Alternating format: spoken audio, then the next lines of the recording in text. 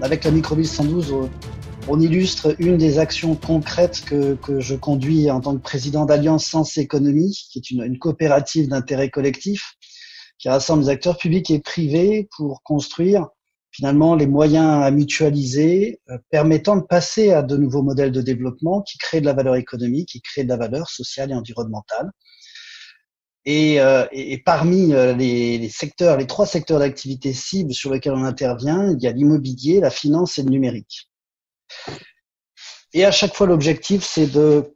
faire la démonstration qu'on peut trouver un autre modèle de développement pour chacun de ces actifs, pour le mettre au service de la transformation de notre société et de l'émergence finalement de modèles de développement économique fondés sur la coopération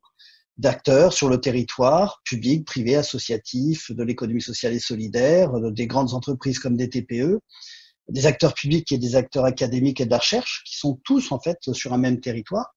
Donc sur la coopération de ces acteurs-là, la mutualisation de moyens pour se développer, selon de nouveaux modèles de développement qui contribuent aux objectifs de développement durable, et puis bien sûr coproduire des activités, c'est-à-dire associer les compétences des uns et des autres pour atteindre ces objectifs. Et la Microville 112 a été bâtie avec cet objectif-là, de faire la démonstration qu'on pouvait concevoir un programme immobilier comme un moteur de développement local, de développement économique durable sur un territoire. Comme vous le voyez, on est sur un territoire très vaste, 65 hectares, on a 55 000 mètres carrés, 40 bâtiments, une ancienne base aérienne et la zone vie, où vivaient à peu près 1500, entre 1500 et 3000 militaires à l'époque où elle était ouverte. On a fait le constat 8 ans après la fermeture de cette base aérienne que le processus immobilier traditionnel avait été un échec, n'avait pas réussi à redonner vie à ce territoire-là et à répondre aux enjeux de développement des acteurs du territoire, aussi bien la commune de Courcy, le village qui est en capacité d'en hériter à l'euro symbolique auprès de l'armée, que des acteurs entrepreneuriaux associatifs du territoire qui ont des besoins de développement, mais qui finalement, pour lesquels finalement les projets qui ont été proposés par des opérateurs immobiliers classiques ne répondaient pas à leurs véritables besoins. Et on a bâti une alternative, une solution d'aménagement de territoire reposant vraiment sur des dynamiques de développement qui, aujourd'hui, in fine, après un processus permet de combiner à la fois une efficience bas carbone et des logiques de développement économique local, mettant en pratique des processus d'économie circulaire. On appelle ça la microville durable, ce concept finalement, ce type de programme de développement immobilier qui s'inscrirait dans des projets pour une foncière labellisable ISR par exemple. La microville durable, en résumé, c'est 2 objectifs. Un objectif d'autosoutenabilité et un objectif de développement en économie circulaire avec les occupants. Autosoutenabilité, l'objectif est de pouvoir, autant que faire se peut, développer une forme d'autonomie sur le site avec les problématiques de production d'énergie, les problématiques d'éco-rénovation, puisque là on est sur donc comme la plupart des friches urbaines que l'on rencontre, des bâtiments qui ne sont plus aux normes de rien, donc des bâtiments à rénover, des problématiques de reconfiguration des espaces, de mutualisation non seulement des espaces mais aussi des services, et bien sûr les problématiques de traitement des déchets à l'échelle finalement du territoire de ces 65 hectares et de ces 55 000 mètres carrés. Deuxième objectif, d'économie circulaire, tout simplement parce que l'impact d'un tel site sur ces 40 bâtiments, il n'est pas dissociable de l'impact de l'activité des occupants dans ces bâtiments. Donc on a vraiment cette logique de développement d'activités en circuit court et l'objectif pour nous en termes de programmation de mélanger des activités de formation, de production et d'innovation permettant de répondre aux enjeux de développement et aux nouveaux modèles de développement qui peuvent être mis en œuvre à l'échelle d'un territoire pour avoir au niveau de ces 65 hectares, de ces 55 000 mètres carrés, à la fois une efficience du site et à la fois une résilience au niveau des activités des occupants, assurant la durabilité finalement à la fois des activités et pour des investisseurs, de l'investissement dans lequel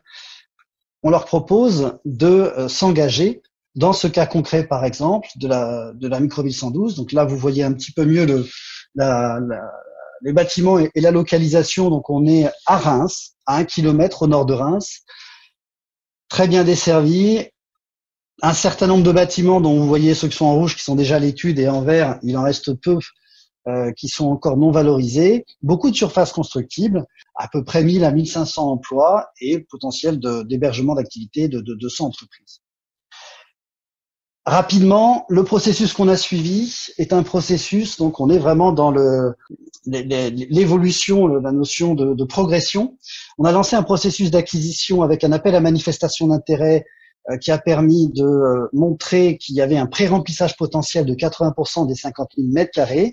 qui a impliqué non seulement les acteurs publics, la mairie de Courcy et les élus, mais également, à travers un comité citoyen, les acteurs du territoire, ainsi que des experts nationaux. Il y a eu un comité citoyen et un comité d'experts. Donc, dès le départ, il y a eu cette logique de gouvernance participative avec les acteurs concernés localement du territoire et des experts au niveau national pour évaluer 70 candidats qui ont proposé d'installer leurs activités sur ces 55 000 mètres carrés et dont les 24 lauréats représentaient 80% de pré-remplissage en 2018. Alors suite à ça, ça a déclenché un processus de cession à l'euro symbolique de l'armée à la mairie de Courcy qui a duré quasiment 2 ans. La publication du décret autorisant cette cession date de février dernier, à partir de laquelle nous avons donc enclenché et formalisé ce programme de Microville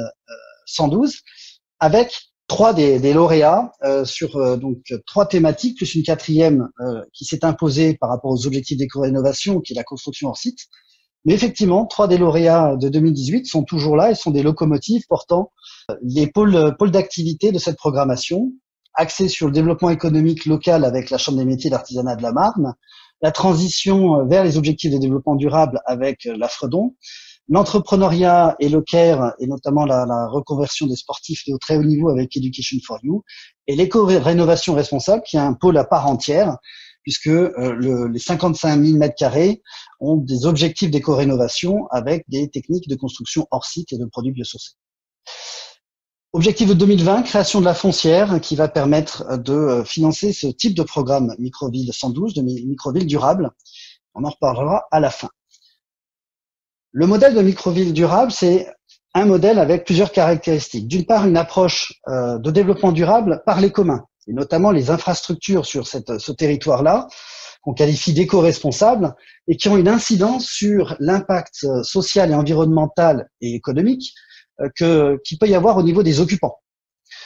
On parle donc là très brièvement les infrastructures énergétiques, production, consommation, distribution, la gestion des espaces naturels, des déchets, la partie réseau bien sûr, les biens et services, c'est-à-dire tout ce qui peut être mutualisé au service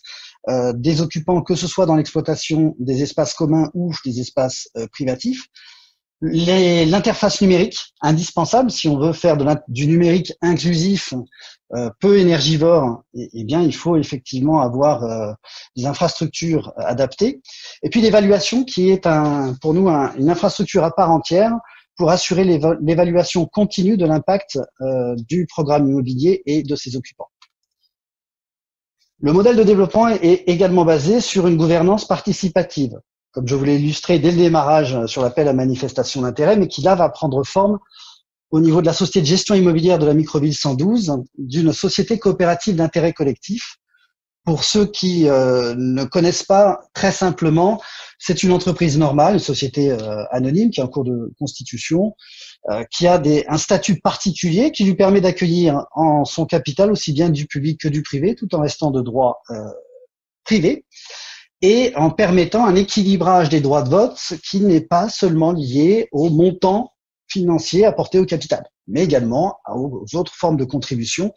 expertise et territoriale des associés. C'est une structure de gouvernance participative qui permet donc l'implication de toutes les parties prenantes, comme vous le voyez sur ce schéma, aussi bien donc les exploitants et occupants, les fournisseurs et collaborateurs, les financeurs bien évidemment, et les acteurs de l'écosystème territorial. Présentement, on se retrouve avec le village de Courcy, la communauté urbaine du Grand Reims, le Grand Est au niveau de la région. Mais bien sûr, c'est une entreprise comme une autre qui peut avoir un pacte d'actionnaires qui sécurise, même si la gouvernance effectivement est ouverte et davantage partagée avec les parties prenantes. Un pacte d'actionnaires permet de sécuriser les investisseurs dans la gouvernance du projet. Autre élément majeur de ce modèle de développement, c'est une évaluation continue de l'impact avec un outil qui n'existe pas aujourd'hui, hein, comme ça a été dit dans l'introduction. On a effectivement des choses dans l'investissement socialement responsable. Les outils sont encore à bâtir. Et donc, on a lancé de manière intégrée à ce programme de Microville 112 un programme de recherche-action qu'on appelle le profil sens économique qui va permettre de modéliser les chaînes de valeur à la fois de création et de destruction de valeur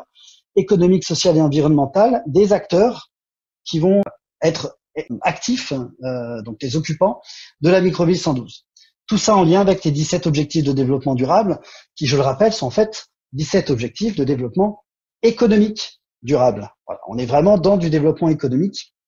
et donc dans l'objectif de faire d'un projet immobilier un moteur de développement économique durable.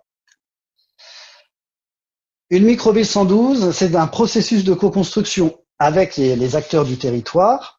et qui font le territoire économique, donc les acteurs économiques, les acteurs associatifs et de l'économie sociale et solidaire, les acteurs publics et les acteurs académiques et de la recherche,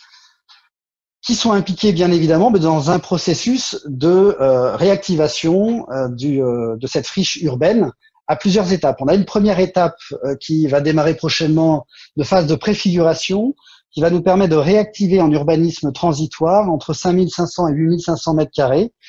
dans le cadre du pôle de développement économique local avec la Chambre des métiers et de l'artisanat, inscrit dans un plan de soutien à l'économie locale pour héberger les ressortissants artisans et TPE de la Chambre des métiers et de l'artisanat qui aujourd'hui se retrouvent avec de grandes difficultés à payer des loyers et on va leur mettre à disposition dans cette phase d'amorçage du projet, ou dans tous les cas les locaux qui sont en très bon état hein, globalement, donc 55 000 mètres carrés en assez bon état, on peut effectivement réactiver à court terme 5 à 8 000 mètres carrés pour héberger au prix des charges des entrepreneurs, TPE et artisans qui auraient un modèle économique mais des problèmes de trésorerie aujourd'hui. Ce qui va nous ouvrir sur une deuxième phase, la phase de réactivation, où là on va véritablement passer à la phase de rénovation. La première phase de préfiguration nous permettant également de finaliser les cahiers des charges sur les infrastructures éco-responsables que je vous ai présentés précédemment et sur les objectifs qui vont alimenter les indicateurs ISR, les objectifs en termes d'éco-rénovation. Donc cette phase de réactivation qui va nous permettre de réaliser des travaux sur à peu près 22 000 mètres carrés, qui sera suivie d'une phase de revitalisation et d'intensification sur 24 000 mètres carrés jusqu'à 2025. En termes de performance, on a donc un objectif ambitieux d'éco-rénovation, donc d'atteindre les standards de 2050, mais d'ici à 2025. Donc faire véritablement de ce territoire un territoire démonstrateur des techniques d'éco-rénovation sur ces 50 000 mètres carrés, visant les moins 50% d'émissions de CO2. Bien sûr, le développement d'activités économiques et de l'économie sociale et solidaire dans une logique d'économie circulaire. Et puis, on est aujourd'hui, selon le prévisionnel locatif, qui est notre base de travail, sur un retour sur investissement en 2033 avec un TRI sur 2035 de plus de 3%, 3,36%, sans avoir fait d'optimisation quelconque à ce stade-là. Voilà, ça c'est vraiment les performances visées économiques, sociales et environnementales au niveau de la Microville 112 comme démonstrateur de Microville durable. Donc bien évidemment, il y a un lien avec les enjeux ISR. On n'a pas du tout inventé la Microville durable, ce programme-là, en fonction du label ISR qui vient de sortir. Cette réconciliation est très intéressante et arrive au bon moment. Mais effectivement, on a, par rapport aux enjeux, bien sûr, la notion d'éco-rénovation, les infrastructures mutualisées éco-responsables, où on retrouve les questions biodiversité, énergie, mobilité, etc. Et puis la gouvernance partenariale, qui, vous l'avez compris, est un peu au cœur de la dynamique de transformation du territoire et de redynamisation. En termes d'éléments financiers, pour donner un petit peu l'ordre de grandeur, on a aujourd'hui un terrain de 65 hectares qui est valorisé par les domaines à 4,9 millions qu'on acquiert à l'euro symbolique plus les frais d'études déjà engagés. un programme d'investissement, donc rénovation, éco-rénovation et infrastructure de 39 millions d'euros avec le TRI qui vous a été annoncé tout à l'heure. Et selon les estimations des possibilités donc de valorisation à 2035, supérieures à 50 millions d'euros pour l'existant et à 20 millions d'euros pour un potentiel de terrain constructible qu'on n'a pour l'instant pas du tout modélisé dans le programme immobilier, puisque le premier objectif est la rénovation de l'existant. Tout ceci ne peut pas se faire du jour au lendemain. Et faire d'un programme et un projet immobilier finalement un moteur de développement économique local qui contribue à créer de la valeur sociale et environnementale, ça ne peut pas se faire sans l'engagement et l'implication des acteurs qui font le territoire. Donc, je vous ai parlé du village de Courcy qui a été moteur dès le départ. Le Grand Reims nous a rejoints, chemin faisant. La Chambre des métiers et d'artisanat a candidaté à l'appel à manifestation d'intérêt, IFORI aussi, la Fredon aussi. Donc eux étaient vraiment tout à fait dans la dynamique dès le départ. Quant à la Banque des Territoires et le Grand Est, qui aujourd'hui sont des soutiens, au moins en termes de communication, et certains se sont déjà engagés par de jolis courriers d'engagement non engageants comme ils savent les faire, à financer ce programme d'éco-rénovation de 39 millions d'euros. Donc il y a une vraie implication des acteurs du territoire. Mais n'oubliez pas, on a démarré en 2017, nous sommes en 2020, donc ça ne s'est pas fait du jour au lendemain. Il a fallu convaincre du fait qu'on pouvait faire autrement que la manière dont ils avaient l'habitude d'agir. Donc tous ces dispositifs-là aujourd'hui nous permettent de préparer le lancement d'une foncière dédiée finalement au financement de ces projets. Alors je ne vais pas dire forcément une foncière ISR, elle n'est pas encore labellisée, mais ça va être un sujet. Mais effectivement, pour ces programmes de revitalisation de friches urbaines, qu'elles soient militaires, industrielles, ou même de friches de locaux vacants diffus dans les centres-villes ou en ruralité, puisqu'on a des projets de micro-villes en ruralité et dans le cadre de la revitalisation de centres-villes dans Action Cœur de Ville. Alors, on se rend compte qu'effectivement, cette manière de monter et de faire émerger de nouveaux usages, de nouveaux programmes immobiliers,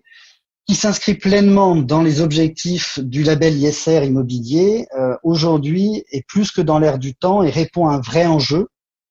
à la fois de développement économique et de relance de l'économie, et à la fois de développement responsable, on va dire, contribuant aux objectifs sociaux, aux enjeux sociaux et environnementaux auxquels nos sociétés et nos territoires sont confrontés.